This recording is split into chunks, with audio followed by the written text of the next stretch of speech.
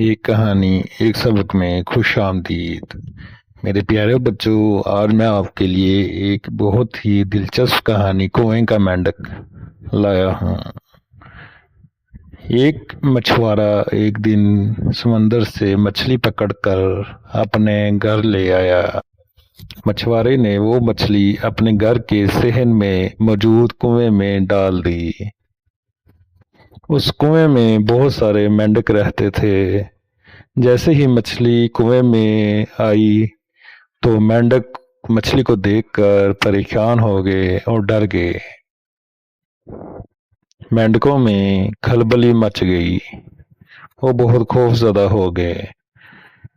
پھر ایک بڑے مینڈک نے ہمت کر کے مچھلی سے پوچھا، تم کون ہو اور کہاں سے آئی ہو؟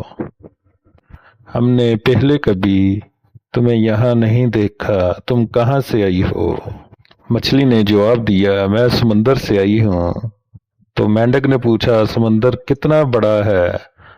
مچھلی نے جواب دیا، سمندر یہاں سے 1000 گنا بڑا ہے۔ مینڈک نے آدھے کنویں کا چکر لگایا اور مچھلی سے پوچھا، کیا سمندر اتنا بڑا ہے؟ مچھلی نے جواب دیا، نہیں، سمندر بہت بڑا ہے۔ تو مینڈک نے پھر غرور سے پورے کنویں کا چکر لگایا اور تکبر سے بولا، آپ کا سمندر اس سے بڑا نہیں ہو سکتا۔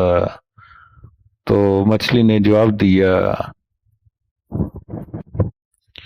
نہیں، سمندر تمہارے کنویں سے 1000 گنا بڑا ہے۔ تمہاری سوچ کنویں تک محدود ہے، تم سمندر کا تصور نہیں کر سکتے۔ میرے پیارے بچوں، ہم صرف وہی تصور کر سکتے ہیں جتنی ہماری سوچ ہوتی ہے، مگر حقیقت میں ہمارے تصور سے آگے بہت کچھ ہے۔ کنویں کے مینڈکوں کی سوچ کنویں تک محدود ہے، جبکہ مچھلی کی سوچ سمندر تک محدود ہے۔ میرے پیارے بچوں، اگر آپ کو یہ کہانی پسند آئی تو میرا چینل ایک کہانی ایک سبق ضرور سبسکرائب کیجیے اور اپنے دوستوں کے ساتھ شیئر کیجیے۔ شکریہ۔